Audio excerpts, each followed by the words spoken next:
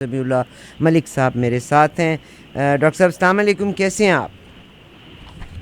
جی وعلیکم السلام ورحمۃ اللہ وبرکاتہ، حیاک اللہ۔ جی میں بالکل ٹھیک، الحمد للہ، اللہ کا احسان۔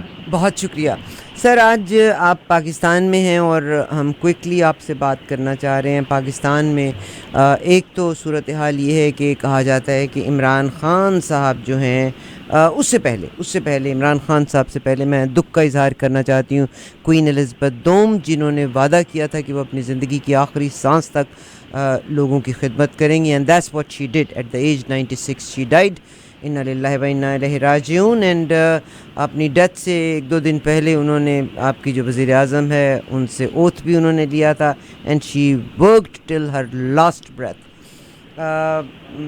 میں یہاں سے آپ کو لے کے آنا چاہتی ہوں، امریکہ نے سر آج F-16 طیاروں کے لیے پاکستان کو 45 کروڑ ڈالر کے آلات سروسز کی ممکنہ فروخت کی منظوری دی ہے۔ تو سر یہ کس قیمت کے عوض دی گئی ہے؟ اعوذ باللہ السمیع العلیم من الشیطان الرجیم، بسم اللہ الرحمن الرحیم، کل نفس ذائقۃ الموت، صدق اللہ العلی العظیم۔ رب اشرح لي صدری ويسر لي امری واحلل عقدۃ من لسانی یفقهوا قولی، ربنا تقبل منا انک انت السمیع العلیم، آمین یا رب العالمین۔ بہن بہت شکریہ۔ بات یہ ہے کہ اللہ تعالیٰ نے جس انسان کو پیدا کیا ہے، ماں سے رب کی ذات کے سب کو فنا ہے، اور کوئین ہو، بادشاہ ہو، پیغمبر ہو، انبیاء ہو، سب نے دنیا کے ایک دن اللہ کے پاس چلے جانا ہے، اور آج کوئین بھی 96 سال کی عمر میں اللہ کے پاس چلی گئی۔ لیکن یقینی بات ہے، میں بطور ایک برطانوی شہری کے یہ بھی آپ سے عرض کر دوں کہ مجھے بھی سخت صدمہ پہنچا ہے، حالانکہ ہمیں پتہ ہے کہ وہ جس عمر میں تھی، موت کے لیے عمر کا تو کوئی تعین نہیں ہے، لیکن یہ ہے کہ انہوں نے اپنی آخری سانس تک جو اس قوم کی خدمت کی ہے اور بلا تخصیص خدمت کی ہے، اور وہ کینیڈا کی بھی ملکہ تھیں اور بھی بہت سے ممالک کی ملکہ تھیں۔ آپ یقین کیجئے کہ تمام جن ملکوں کی وہ ملکہ تھیں، تمام افراد جو ہے آج ان کے لیے تعزیت کر رہے ہوں گے، ان کے خاندان کے لیے تعزیت کر رہے ہوں گے، اور میری طرف سے بھی میں رائل فیملی کے لیے تعزیت پیش کرتا ہوں۔ اب آئیے امریکہ کی طرف۔ امریکہ نے جو آپ نے ابھی جو ذکر کیا ہے کہ امریکہ کو 450 ملین ڈالر کی جو امداد ملی ہے، امریکہ سے ملی ہے پاکستان کو، بظاہر تو یہ کہا گیا ہے کہ F-16 طیارے جو اپ گریڈ کیے جائیں گے، لیکن امریکہ کی تاریخ یہ بتاتی ہے کہ اس نے آج تک کبھی بغیر کسی اپنے مفاد کے کسی کو ایک سینٹ بھی نہیں دیا۔ اور یقینی بات ہے کہ اس ہر گرانٹ کے پیچھے امریکہ کے اپنے مفادات ہوتے ہیں، اور کیوں نہ ہو، ہر ملک جو ہے اپنے مفادات کے لیے کوشش کرتا ہے، لیکن وہ سوچنا یہ ہے کہ سوائے پاکستان جو پاکستان کے پولیٹیشینز کے معاشی بدحالی اور سیاسی ابتری میں جو مبتلا ہے یہاں، جبکہ اس کے چاروں طرف جو ہے اس کے تعلقات جو ہے سب سے خراب ہو چکے ہیں۔ میں آپ کو یہ بھی بتا دوں بڑے دکھ کے ساتھ کہ ہم یہ یقیناً یہ بات کہتے ہیں کہ چین کے ساتھ، چین ہمارا بڑا اچھا دوست ہے، وہ سمندر کی گہرائیوں سے اور چاند تک کا بلندی کی طرح ہمارا جو ہے ہمالیہ کی بلندی کی سے بھی زیادہ بڑی ہماری دوستی ہے، لیکن مجھے افسوس سے کہنا پڑتا ہے کہ چین کے ساتھ اور افغانستان کے ساتھ ہماری دوستی کا لیول وہ نہیں رہا جس کے بارے میں ہمیں غلط فہمی ہو رہی ہے۔ کبھی پھر آپ نے کوئی پروگرام کیا تو انشاءاللہ اس میں یہ بھی میں ڈیٹیل رکھ دوں گا، کیونکہ میں پچھلے دنوں شہر اقتدار میں رہا ہوں میں، اور آپ نے میری کچھ ذمہ داری لگائی ہوئی تھی، اس ذمہ داری کو الحمدللہ کہ میں حق سے پورا کر کے آیا ہوں، اور میں سمجھتا ہوں کہ اس دفعہ جو اسلام آباد میں جو شہر اقتدار ہے اس کو میں نے شہر ایثار بھی دیکھا، اور میں نے ایسا ایثار دیکھا کہ میں نے وہاں پہ الحمدللہ مجھے یہ موقع ملا کہ میں نے ان شہر ایثار کو میں نے یہ بھی بتایا، ان اداروں کو یہ بھی بتایا کہ ہماری بہن کی آواز ریڈیو جو ہے سر یہ اس تو میں بیٹھی سیکنڈری ٹیلی بات تھاپ ہے، کرتی ہاں یہ سر سیکنڈری بات ہے۔ یقیناً اس دکھ کے وقت میں سوائے پولیٹیشنز کے، چاہے میں کسی پارٹی کو چھوڑ کے کسی بھی ایک پارٹی میں نہیں، میرا خیال ہے کہ اینی بڈی جو اس وقت پالیٹکس کی بات کرتا ہے، لوگوں کو خود محاسبہ کرنا چاہیے، ان کا لوگوں کو خود محاسبہ کرنا چاہیے۔ میں آپ کے اس دکھ میں شریک ہوں کہ اس وقت ہمارے پاکستان کے سیاستدانوں نے جب بہت زیادہ نام برآمد کی گئی تو وہ چلے گئے وہاں کے ان کے پاس کچھ کپڑے جوڑے کے تقسیم کرنے کے، باقی جو ہے آپ یقین کیجئے کہ وہ لوگ جو کہ مہنگائی میں پس رہے ہیں، وہ لوگ جو کہ جن کے پاس اپنے کھانے ٹھیک کے سر، لیے غذا خوراک نہیں ہے، آپ یقین کیجئے ان کا احساس دیکھیں گے تو آپ کو جو ہے یقینی بات بالکل آپ صاحب، سوچیں گے پوری کہ واقعی دنیا یہ میں نہ صرف کیوں قائم ہے۔ پاکستان بلکہ پوری دنیا میں کام کیا جا رہا ہے۔ سر میں تھوڑا سا پاکستان کی، تو وہ کہتے ہیں نا، جسے کہتے ہیں وقت کا مقابلہ سخت والی بات ہے، بعض اوقات ہمارے لسنرز یہ سمجھتے ہیں کہ میں انٹرپٹ کر رہی ہوں، it is not interruption, it is just کہ ہم فوکسڈ رہتے ہوئے اس چیز کو کور کر لیں۔ سر پاکستان کی اگر میں صورتحال دیکھوں تو پاکستان میں ڈیمز نہ بنے، لوگ ڈوب رہے ہیں، عوام میں بالکل ہمدردی ہے، مگر پولیٹیکل کیوس اتنا زیادہ بڑھ گیا ہے کہ وہ ناقابل یقین، یعنی لوگ مر رہے ہیں اور کچھ لوگوں کو اریسٹ کیا جا رہا ہے پولیٹیکل گراؤنڈز کے اوپر، کرنا بھی چاہیے ان کو بالکل، مگر اگر پولیٹیکل پارٹیز، آپ نے ایم کیو ایم کو وجود میں لے کے آئے، پھر آپ تحریک انصاف کو وجود میں لے کے آئے، پھر اب آپ لے کے آ رہے ہیں ختم نبوت والے جو ہیں ان کو وجود میں لے کے آ رہے ہیں۔ آج عمران خان صاحب کے بارے میں کہا جاتا ہے کہ ان پر 22 سپتمبر کو فرد جرم عائد کر دی جائے گی، اور اس ریلے کو کنٹرول کرنا آپ کی نظر میں ہے کہ قوم کو کنٹرول کر سکیں گے؟ بات آپ نے بڑی زبردست کہی ہے۔ میں آپ سے یہ بھی عرض کر دوں کہ مجھے یہ بتائیے کہ عمران خان جو ہے وہ بھی اپنے ایک لمٹ ہوتی ہے بولنے کی، اس سے بھی کہیں بیونڈ آگے چلے گئے ہیں، لیکن میں آپ کے طور سے یہ کہنا چاہتا ہوں کہ جب عمران خان پہ فرد جرم عائد کی جائے، اور یہ فرد جرم عائد کی جائے کہ انہوں نے ایک جج کے خلاف یہ بات کہی ہے، تو میں چاہتا ہوں کہ ہماری حکومت جہاں میں بیٹھا ہوا ہوں ان کا یہ فرض بنتا ہے، اور عدالتوں کا یہ فرض بنتا ہے وہ دیکھیں کیا عمران کے جو پیش رو تھے، کیا انہوں نے اس حکومت کے بارے میں، حکومت کے چیف کے بارے میں، ججز کے بارے میں کوئی ناروا کلمات نہیں کہے؟ میں سمجھتا ہوں بہت کہے ہیں۔ اگر آپ یہ کہتے ہیں کہ جی نواز شریف کے بارے میں میرا اشارہ نواز شریف طرف ہے کہ جی اس کو تو ہم برطرف کر چکے ہیں، اور جو یوسف گیلانی جو وزیر اعظم تھے ان کو بھی عدالت کا کہنا نہ ماننے پہ کر چکے ہیں، تو کیا وجہ ہے کہ وہ پھر اس وقت جو ہے دوبارہ جو ہے حکومت کے خواب دیکھ رہے ہیں؟ میں سمجھتا ہوں کہ انصاف کا تقاضا یہ ہے کہ ان تمام کے ساتھ برابر کا انصاف کیا جائے، چاہے وہ عمران خان ہو، نواز شریف ہو، یوسف گیلانی ہو، زرداری ہو، مولوی فضل الرحمان ہو، یا پی ڈی ایم پوری ہو۔ ہم نے یہی سی ملک کے اندر دیکھا چکرئی نے کیا کیا بیانات دیے، اس نے ملک کی سالمیت کے خلاف کیا کیا بیان دیے۔ آپ کہتے ہیں کہ جج کے خلاف ایک ریمارکس دیے عمران نے، اور آپ نے اس کو مقدمہ کھڑا کیا ہے، کیجئے، ضرور کیجئے، عمران کو بھی سبق دینا ضروری ہے، لیکن جو باقی ہیں ان کو سبق کون دے گا؟ پھر آپ کے انصاف پہ انگلی نہیں اٹھے گی کہ آپ نے ایک طرفہ فیصلہ کر دیا۔ آپ کا حق ہے کہ آپ چکرئی کو بھی میدان میں لائیں، اس کے بھی مقدمہ چلائیں۔ اگر مولانا فضل الرحمان اگر یہ کہتے ہیں کہ ہم نے پاکستان بننے کے غلطی میں حصہ نہیں لیا، پھر وہ پاکستان کی سیاست کیوں کر رہے ہیں؟ پاکستان کی سیاست میں کیوں موجود Is ہے؟ there anybody who can hold him accountable on this word کہ بھئی ہم نے پاکستان بننے میں حصہ نہیں لیا؟ تو what are you doing in Pakistan؟ Adnan سمیع کی طرح why don't you go somewhere else؟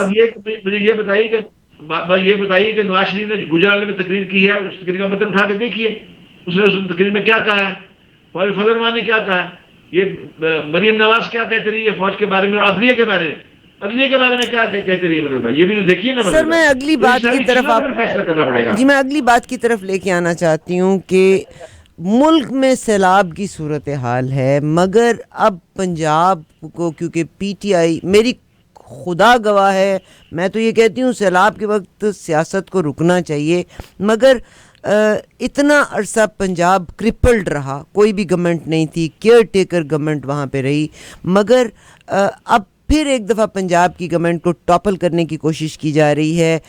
پھر آپ کو کیا اعتراض تھا الطاف حسین کے ساتھ کہ جی ڈکٹیشن باہر سے آتی ہے؟ اب کہاں سے ڈکٹیشن آ رہی ہے؟ میں آپ کے اس سوال کے جواب دینے سے پہلے آپ نے جو ایک بات کہی ہے نا کہ سیلاب نے یعنی بجائے بننے چاہیے تھے، میں آپ کے توسط سے پوچھنا چاہتا ہوں ولی خان کے سارے خاندان سے، انہوں نے کالاباغ ڈیم کی مخالفت کی کہ نوشہرہ ڈوب جائے گا، بھئی ڈیم نہیں بنا تو نوشہرہ ڈوب گیا، ہم تو کہتے تھے ڈیم بنتا تو نوشہرہ بچ جاتا، ہمارا سوات بچ جاتا، پشاور کو سرحد کے اور شہر بچ جاتے۔ اب بتائیے ڈیم نہیں بنا تو نوشہرہ ڈوب گیا، اس کا کون ذمہ دار ہے؟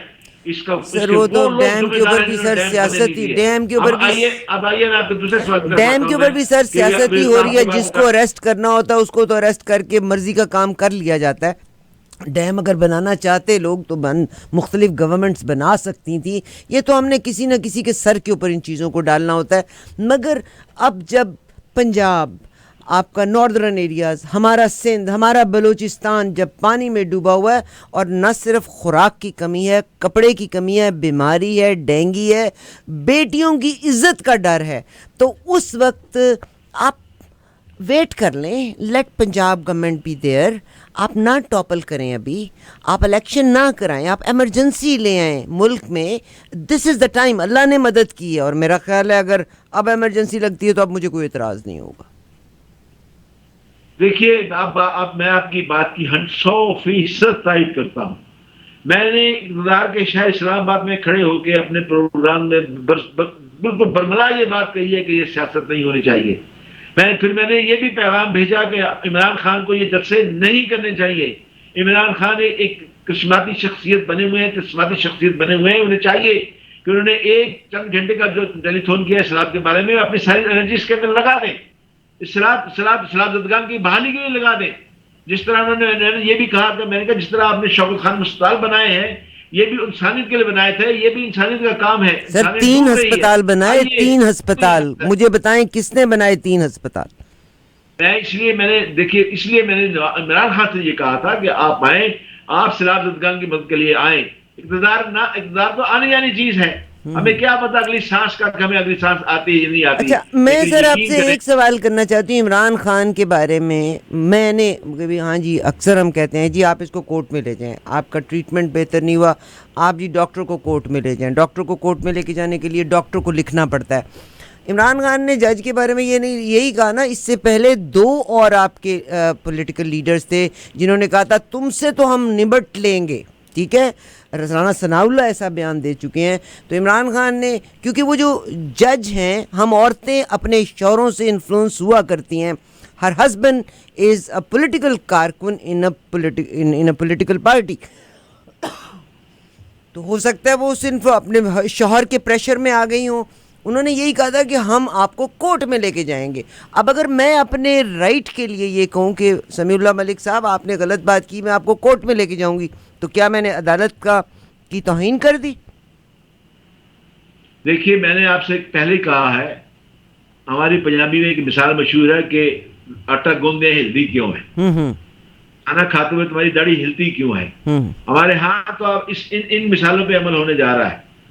میں آپ کو ایک بات بتا دوں، مجھے خدشہ اس بات کا ہے کہ اگر عمران خان کے خلاف 50 کیس رجسٹرڈ ہوئے ہیں تو 49 کیسز میں ان کو شاید یقیناً بری کر دیا جائے گا، اور ایک کیس میں نااہل کر دیا جائے گا، تاکہ بتایا جائے کہ دیکھیں یہ عدالتیں تو آزاد ہیں، ان کو دیکھیں 50 کیس میں سے 49 جو کیسز ہیں وہ تو ہم نے بری کر دیے، ان کو ختم کر دیے، اور یہ کیس میں نااہل ہوتے ہیں. گریٹ سر. میرا ایک سوال یہاں پہ آپ سے آیا ہے. یہ گورنمنٹ آئی جو اس وقت کی گورنمنٹ ہے، یہ گورنمنٹ آئی، انہوں نے 1985 کے بعد سے تبدیلی جو نیب کے قوانین میں صرف اپنے اثاثہ جات کو کلیئر کرنے کے لیے لگائی. آف کورس وہ ایلیگیشنز ہی تھے، اس میں پروو کوئی بھی نہیں کر سکا، کوئی بھی نہیں آج تک پروو کر سکا کہ پیسہ کہاں سے. زندگی گزار دی اس ملک میں محنت کرتے ہوئے. وی couldn't make any thing in this country. اور ہمارے پولیٹیشین سارا پیسہ لے کے باہر کے ایلیگیشنز ہیں. میں مانتی ہوں وہ سارے ایلیگیشنز ہیں، نہ بھٹو صاحب، نہ بے نظیر صاحبہ کے اگینسٹ پروو ہوا، نہ نواز شریف صاحب کے اگینسٹ پروو، تو کچھ بھی نہیں ہو سکا. پھر جب یہ گورنمنٹ آتی ہے تو 85 کے بعد کی نیب کے قوانین میں تاکہ جتنے پولیٹیشنز کے اوپر چارجز ہیں وہ ختم ہو جائیں. اگر آپ کو یاد ہوگا 99 سے پہلے پرویز مشرف صاحب کے دور میں ہمارے نواز شریف صاحب کو ڈسکوالیفائی کیا تھا، and then he came back, he got qualified again. اس ملک میں ڈسکوالیفائی ہونا اور کوالیفائی ہونا، ہم تو خود قانون کا مذاق اڑا رہے ہیں. آپ کا تجربہ، آپ کی یادداشت بڑی ہے ان چیزوں میں. Would you mind to tell us something about it? دیکھیے آپ نے بہت اچھا سوال کیا، کاش یہ سوال آپ پہلے کر دیتی، پہلا سوال یہ کر دیتی تو میں تاکہ وقت بھی بچ جاتا. میں جب اس شہر اقتدار اسلام آباد میں موجود تھا تو میں نے ایک بہت بڑی شخصیت جس نے 30 سال کے بعد ہمارے کیمرے کے سامنے آئے ای آواز کے لیے، آپ کے ٹی وی کے لیے، بہت شکریہ. اور میں وہاں ذکر کرنا چاہتی ہوں کہ یہ انٹرویو جنرل اسلم بیگ صاحب نے 30 سال میں پہلی بار انٹرویو دیا ہے، ساز و آواز کو دیا ہے، ای آواز کو دیا ہے. پورے پاکستان کی تاریخ انہوں نے رکھ دی ہے. انہوں نے اپنے زمانے طالب علمی سے، جب وہ کیمرے پاکستان کی کر رہے تھے، اس سے لے کے اب تک انہوں نے صاف کہا، انہوں نے ایسی سی باتیں بتائی، ایسے ہوش اور بائن انکشافات کیے مگر ہیں سر آپ میری آپ دیکھیں اس کہ سوال کا جواب دیں کہ 99 میں نواز شریف صاحب کو ڈسکوالیفائی، 99 سے پہلے 2000 سے پہلے ہی came back, he got qualified again and he became the prime minister of Pakistan. تو مطلب ملک کے پاس آپ کے پیسہ کوئی نہیں ہے اور الیکشن ہم ہر 3 سال کے بعد کروانا چاہتے ہیں. تو آج بھی اگر اس کو ڈسکوالیفائی کریں گے کل کلام کو پھر یہ کوالیفائی ہو کے آ جائیں گے. یا وہ کون سی ہے جناب رضوی صاحب کی ایک نئی، اب پہلے ایم کیو ایم کو لے کے آئے پیپلز پارٹی کو سنب کرنے کے لیے، پھر ان 2 پارٹیوں کو سنب کرنے کے لیے آپ لے کے آگے تحریک انصاف کو، اب تحریک انصاف کو سنب کرنے کے لیے آپ وہ خادم رضوی صاحب کی جماعت کا کیا نام ہے، خادم تحریک رضوی، لبیک، تحریک لبیک، تحریک ٹی لبیک. ایل پی کو لے کے آ جائیں گے. یعنی ملک کو آپ کس کے سپرد کرنا چاہتے ہیں؟ بات یہ ہے میری بہن کہ ہمارے ملک میں یہ ریت چلی ہے کہ ایک متعلقہ کو سٹیج پہ لایا جاتا ہے کہ تم بتاؤ کہ کامیاب شادی کے راز کیا ہے. ہمارے ہاں تو یہ کام چل رہا ہے. آپ نے جو بات کی ہے اپنے بڑے دل جلے سے بات کر رہی ہیں اس بات کہہ کے، کیونکہ میں پاکستان میں آیا ہوں تو میں نے ایسے خوفناک چیزیں دیکھی ہیں کہ اگر میں آپ کو بتاؤں تو آپ کا ٹی وی جو آپ کے سامعین جو ہے وہ لرز اٹھیں گے. میں سچی بات بتا رہا ہوں آپ کو. اس وقت پاکستان انتہائی خطرناک خطرے میں ہے. میں پہلے بچپن سے یہ سنتا تو چلا آ رہا میں تھا کہ بچپن سے پاکستان بہت سنتی خطرے میں چلی ہے. آ رہی ہوں خطرے میں ہے پاکستان، خطرے میں ہے.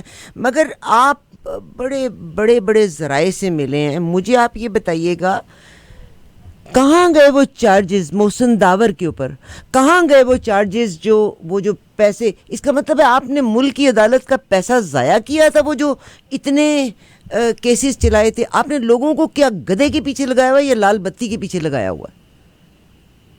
دیکھیے میں ایک انکشاف کر دیتا ہوں. اسلام آباد میں جو میں نے مرزا اسلم بیگ صاحب کا انٹرویو کیا، انہوں نے کہا نہ بے نظیر بھٹو سیکورٹی رسک تھی، نہ انہوں نے کہا میں نے بھٹو کی پھانسی کے بھی خلاف کہا. میں نے ایسٹ پاکستان میں تھا تو اس میں لیفٹیننٹ کرنل تھا تو میں نے میر عبداللہ نیازی جو کہ میرا کمانڈنٹ جنرل تھا اس کو میں نے خط لکھا کہ جو ہے اس کے حوالے سیولین کے حوالے کر دیا جائے.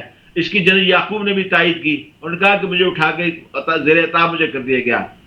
انہوں نے کہا کہ اقتدار میرے قدموں میں تھا، جب ضیاء کا جہاز پھٹا تو اقتدار میرے قدموں میں تھا، لیکن میں نے حقدار کے لیے ان کو حق پہنچایا. میں نے کہا کہ الیکشن کروایا. میں نے قائم مقام اسحاق خان سے یہ کہا کہ آپ الیکشن کروائیں، انتخاب کروائیں.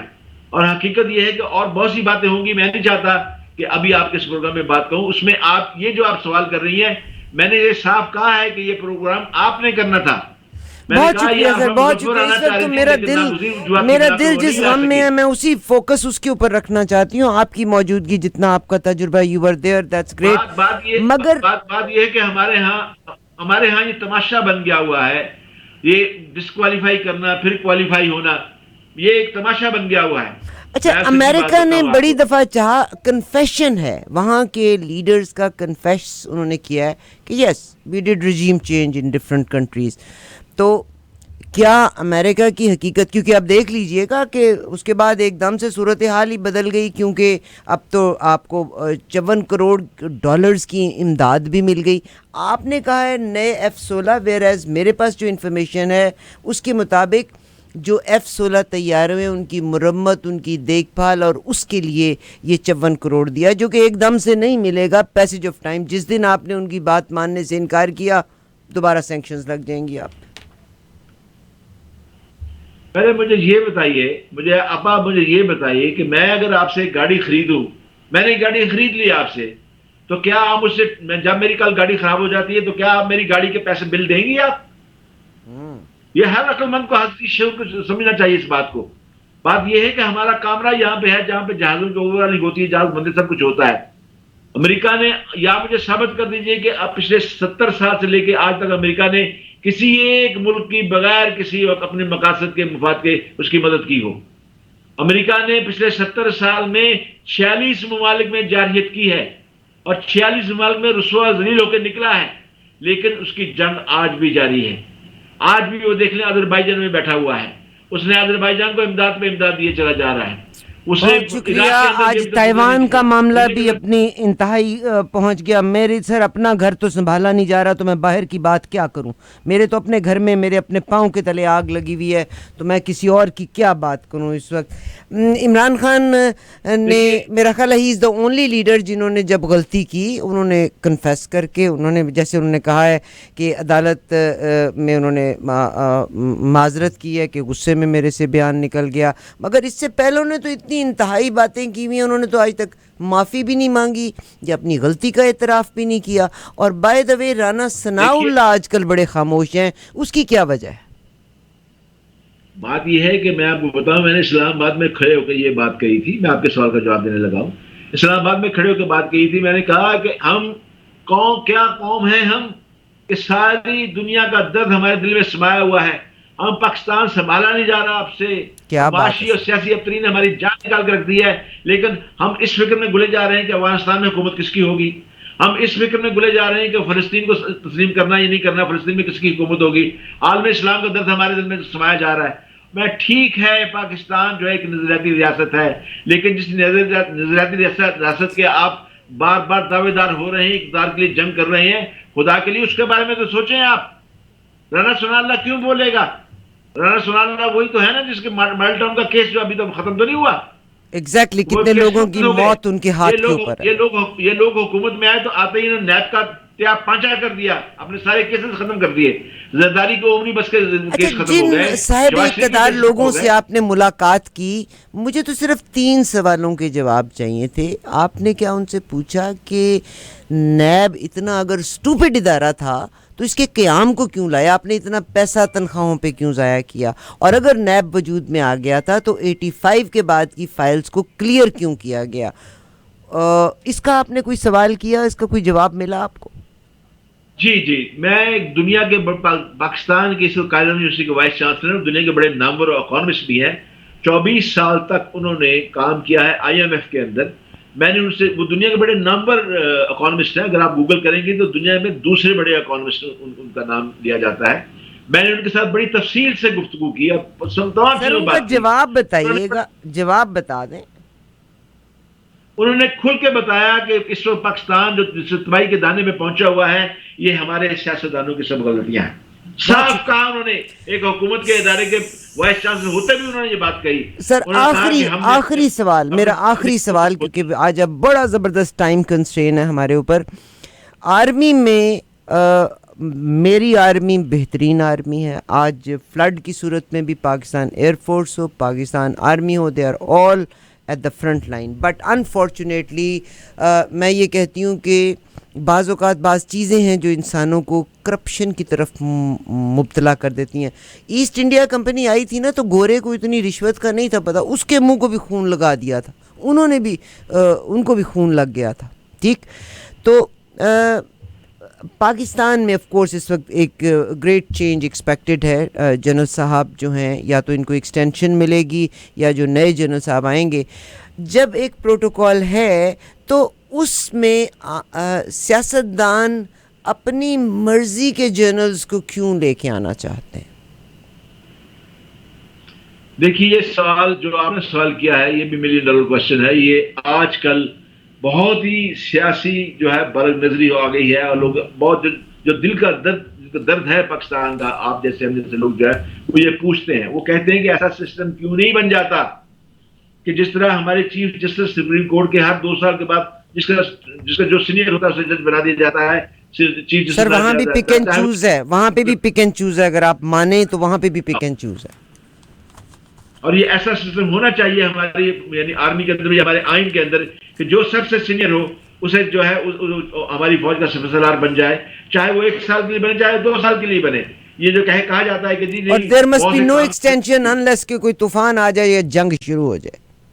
ایکسٹینشن پھر بھی نہیں ہونی چاہیے.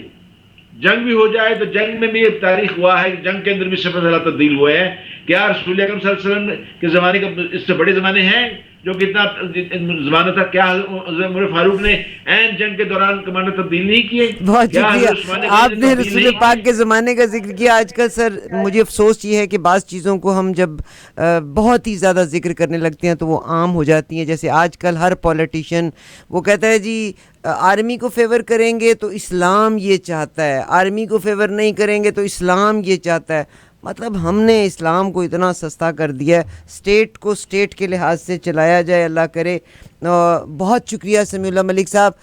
آپ رات کے طبیعت بھی آپ کی اچھی نہیں ہے، آپ کا بہت شکریہ. اگر کبھی میرے سوال ایسے ہوتے ہیں جو شاید آپ کو ناگوار گزرتے ہیں تو سر میں یہ کہتی ہوں کہ پاکستان میں 67% یوتھ ہے، اس کو آپ بھنبل بھوسے میں مت ڈالیں، کلیئرلی ان کو بتائیں. اگر آپ اب تحریک لبیک پاکستان کو اگلی لیڈرشپ دینا چاہتے ہیں تو اوپنلی آپ اس بارے میں کہیں. اگر آپ کوئی فیوریٹ ہے تو آپ اوپنلی لوگوں کو گائیڈ کر کے، یہ بالکل اسی طرح سے ہے کہ جب آپ کے بچے جوانی کی حدود میں قدم رکھتے ہیں، اگر ہر چیز کو چھپا کے رکھیں گے تو بچہ تو کیوریاسٹی انسان کو اس سمت میں لے جاتی ہے جس سمت میں بعض اوقات اس کو نہیں جانا چاہیے.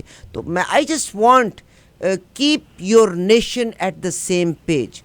بہت شکریہ جناب سمیع اللہ ملک صاحب آپ کا. ڈاکٹر صاحب آپ کا بہت شکریہ for being with us. I love you. خدا حافظ.